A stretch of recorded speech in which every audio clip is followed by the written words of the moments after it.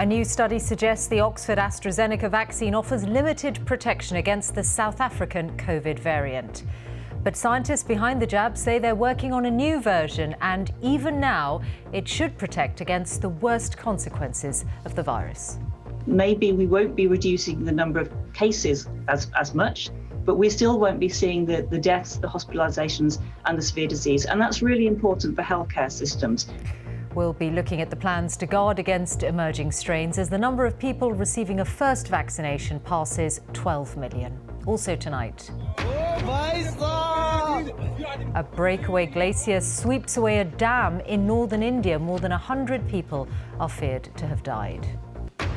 Weather warnings for parts of England, Scotland and Northern Ireland, with the cold snap likely to last for a few days. Wales begin their Six Nations campaign with a thrilling win over Ireland in Cardiff. And how the comedy show is going on via live stream.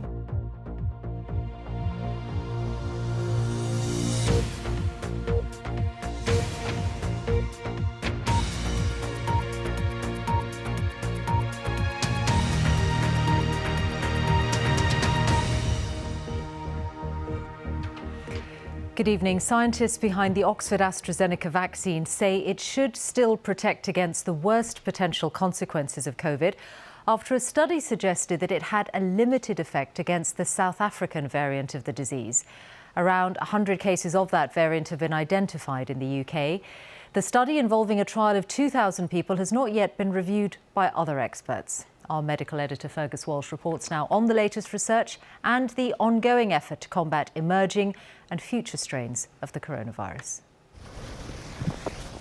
Snow and ice did not stop the vaccination drive in Ipswich today. There is now a road, albeit a difficult one, out of the pandemic. But there's concern that current vaccines being used at thousands of centres across the UK might eventually lose some of their potency as coronavirus evolves. The Oxford AstraZeneca jab works well against the Kent variant, first seen in September and now dominant in the UK. But a small study of 2,000 young adults in South Africa suggests it gives minimal protection against mild and moderate disease caused by the variant there. Even so, scientists in Oxford are confident it would still prevent serious COVID disease.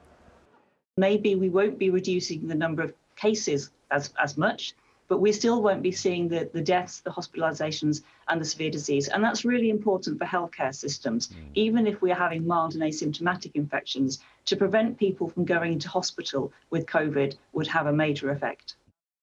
Coronavirus is constantly mutating. Most changes aren't a worry.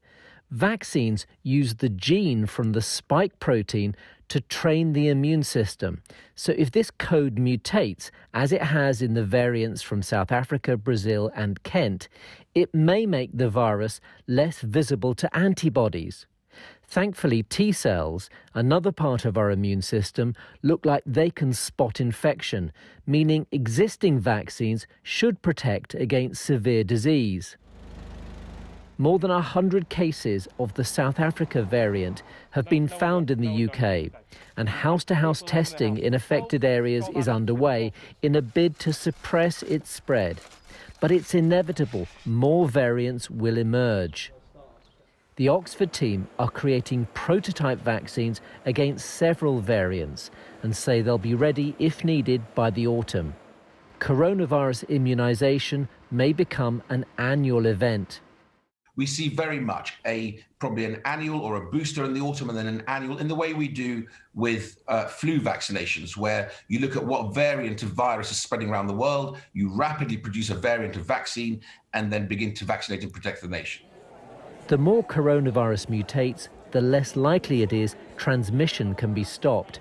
It means COVID will probably be a permanent threat, but like other diseases, mostly preventable by vaccination. Fergus Walsh, BBC News. Well, the latest government figures show that there were 15,845 new coronavirus infections recorded in the latest 24-hour period. That means an average of 18,358 new cases per day in the last week. Another 373 deaths were reported. That's people who died within 28 days of a positive COVID-19 test. Numbers do tend to be lower at the weekend. On average, in the past week, 901 deaths were announced every day. The total number of UK deaths is now 112,465. The latest on the vaccination programme is that just under 550,000 people had a first dose of one of the three approved COVID-19 vaccines in the latest 24-hour period. And that takes the overall number of people who've had their first jab to just over 12 million.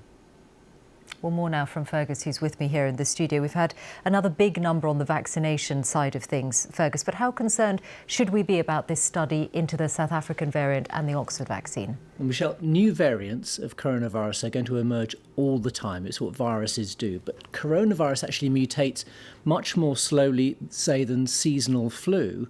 And it's unclear how often we are going to need a booster dose. It could be annually, it could be every 2 years or even longer. It's simply too early to tell. But it's straightforward to tweak these vaccines. It would only need small clinical trials. The current vaccines, Pfizer and AstraZeneca, both work really well against the predominant strains here, especially after 2 doses. Now, against the South African variant and maybe the Brazilian one, they may be less likely to stop mild and asymptomatic disease, which is less good news for slowing the spread. But the bottom line is, vaccines are the best protection we have. So if you get your invite, go for it. The rollout has been a big success. 12 million people have had their first dose, 500,000 their second. Fergus, thank you very much. Fergus Walsh, our medical editor. Now, tens of thousands of protesters were back on the streets of Myanmar for a second day today amid growing outrage over last week's military coup. The largest demonstrations were in the main city of Yangon, but those elsewhere included the capital and military stronghold Naypyidaw. Many called for the release of Aung San Suu Kyi from detention. Our Southeast Asia correspondent Jonathan Head reports. They started marching in the morning, and the numbers just kept growing. If the soldiers who unseated Myanmar's elected government on Monday thought their coup would be unopposed, thousands came out to prove them wrong, filling the streets. Democracy is our right, they chanted, ending dictatorship, our will. The traffic was forced to a crawl, and cars sounded their horns, not in anger, but in support and in defiance of the police, who mutely watched as Yangon city centre was taken over. Many wore or carried the colour red of the National League for Democracy, the deposed party of Aung San Suu Kyi. And everywhere, her face. She's still in military custody, but very much the symbol of this growing resistance movement. We don't want to go back to military rule. We don't want to live in fear. We want Mother Suu to be freed from being under detention unjustly. They can block the internet and other communications, but they can't block people's ears, their mouths and their brains. The security forces made no attempt to break up the massive crowd. Some traffic police even handed out water. Just for a moment, you could forget that a popular leader had been overthrown at the point of a gun. But the momentum behind this movement must worry Myanmar's military rulers. There were similar protests across the country. In the second city, Mandalay. A surprisingly big march in remote and mountainous Chin State. And even in the military's own citadel, the fortress-like capital Naypyidaw, a noisy rally of protesting motorbike riders. The military may hold all the levers of government, but for now the streets belong to the people. After an anxious and dispiriting week, there was relief and enjoyment in these protests. But the army has killed thousands before to shore up its power. It may do so again. Jonathan Head, BBC News. A rescue operation is underway in northern India after part of a Himalayan glacier collapsed into a river, sweeping away a dam and triggering huge floods. At least 9 people are known to have died and more than 100 are missing, many of them construction workers at a hydropower plant in Uttarakhand state. Our South Asia correspondent Rajini Vaidyanathan reports. This dramatic footage shows when the Nanda Devi glacier in the Himalayas burst on Sunday morning. As water gushed down the valley, damage and destruction. About 50 to 100 people were running for their lives but couldn't be saved, and they were engulfed by the river. The situation here is still dangerous. People are leaving their homes and are fleeing towards the forest. With floodwaters rising and roads and homes destroyed, an urgent rescue operation was underway. Hundreds of members of the Indian military and disaster response units have been deployed to the area. Approximately 125 people could be missing as per the estimates, but it could rise because the power company is unable to give the exact figures. Everyone is busy in the rescue operations. A moment of hope as workers rescued one man from this tunnel, but dozens more are still feared trapped. Officials say 2 power plants employing more than 150 people were also hit. Many of the workers remain unaccounted for. Hospitals are on standby. In a tweet, India's Prime Minister Narendra Modi said he was constantly monitoring the situation. India stands with Uttarakhand, he said. Rajini Vaidyanathan, BBC News, Delhi. Rolls-Royce is considering plans to temporarily close its jet engine factories this summer to try and save money because of the pandemic. The 2-week shutdown is thought to be the first in the company's history, affecting its entire civil aerospace division and 12,500 workers in the UK. Parts of the UK were hit with heavy snow and strong winds today, with warnings of possible further significant disruption. The Met Office has issued yellow weather warnings for much of England, Scotland and Northern Ireland, with snow and ice expected to affect travel.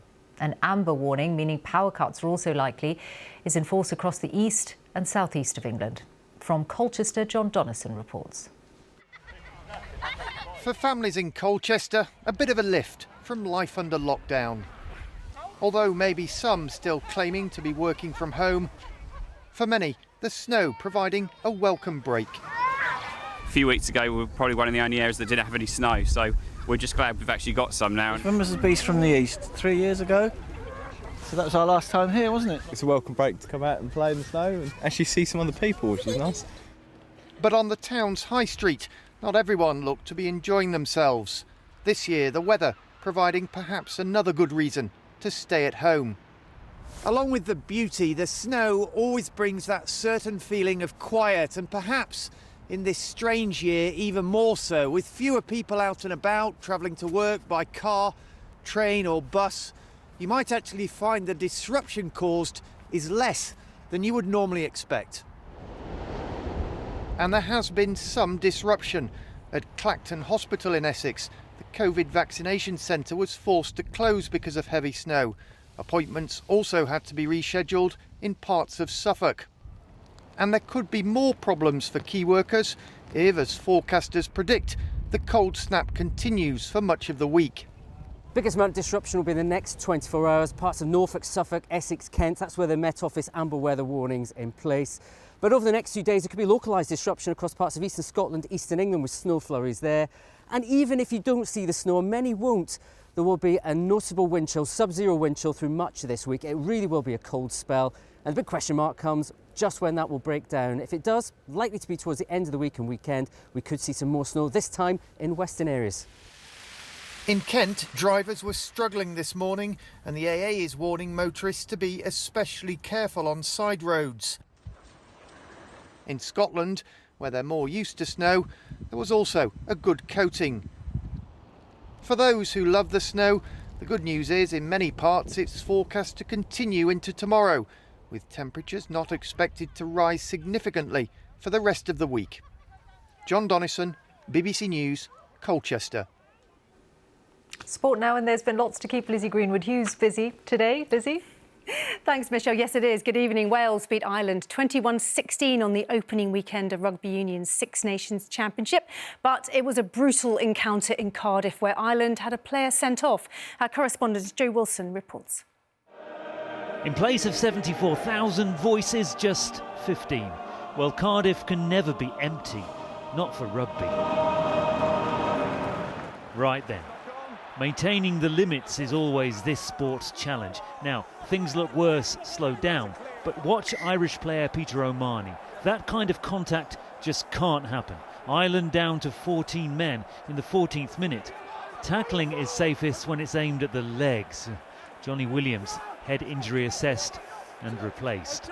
But remember, it was Ireland who were permanently a man down. It was Ireland who were dominating the game. And just before half-time, a try. But the second half began with George North deceiving the Irish defence as Wales found space.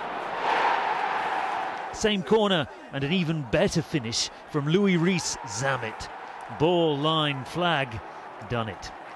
Past 80 minutes, Ireland just 5 behind. Get a line out, kick this into touch.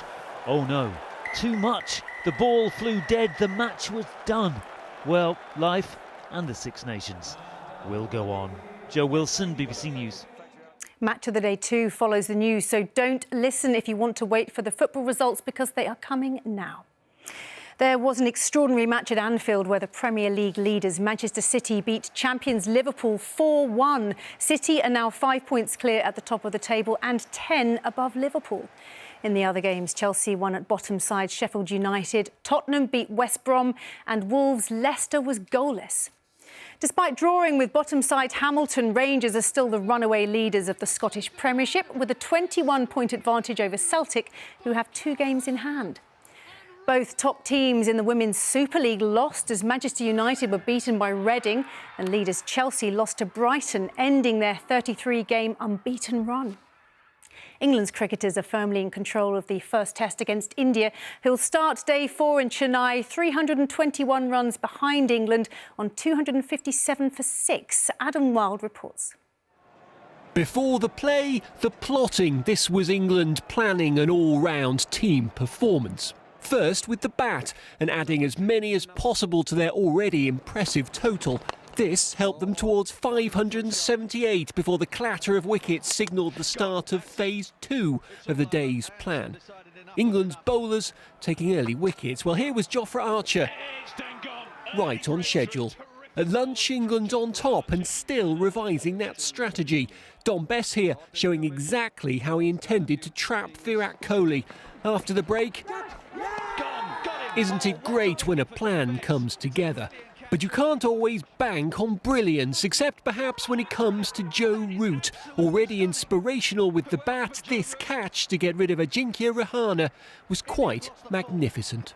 If anything, that spurred India on. Rishabh Pant's method was less subtle, but every bit as effective. Pant eventually took one risk too many, out for 91. India ending still more than 300 behind. Another good day for England, off to plot another tomorrow. Adam Wilde, BBC News. British #1 tennis player Dan Evans has won his first ATP Tour title. He won the Murray River Open, one of the warm-up events for the Australian Open, which starts at midnight. Evans is the 30th seed and he'll play fellow Briton Cameron Norrie in the first round. And you can follow all the action from Melbourne on the BBC Sport website, as well as the Super Bowl, which gets underway in just over an hour's time. Back to you, Michelle. Lizzie, thank you very much. Now, they say laughter is the best medicine, which means we really need it in a pandemic. And in the spirit of the show must go on, the Leicester Comedy Festival has begun online.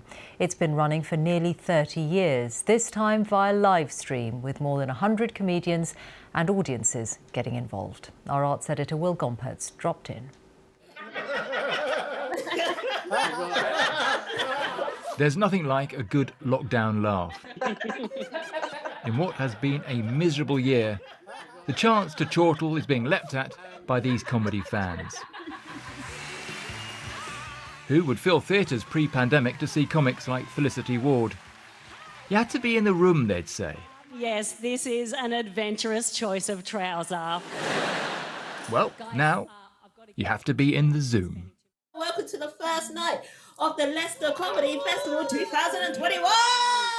The Leicester Comedy Festival is normally a mixed-bill, multi-venue event. Now, it's a purely online experience. I got to engage with the audience. That's what I like to do normally in the olden times. Hey, how's everybody doing?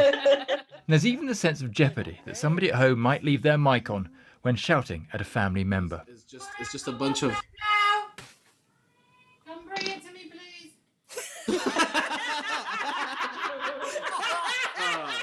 Despite how I dress, I am from an area called Millwall. Prince Abdi also performed on opening night from his makeshift stage at home. All alone, no audience energy to work with. It can't be easy.